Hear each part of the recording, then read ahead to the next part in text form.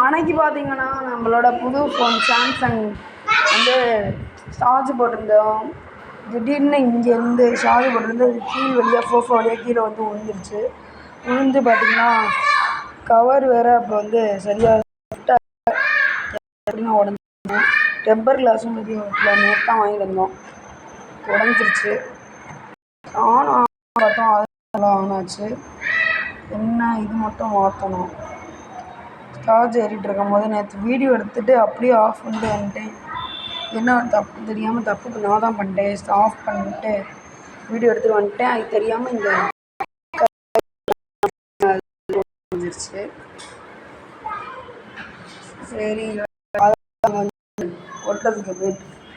ஒட்டுறதுக்கு போய் அந்த நாளைக்கு போகணும். இப்போ வேறு டைம் ஆயிடுச்சு. கடை வேறு இருக்கான்னு பார்த்தோம், இல்லை. அதான். ஓகே காய்ஸ், பாய்.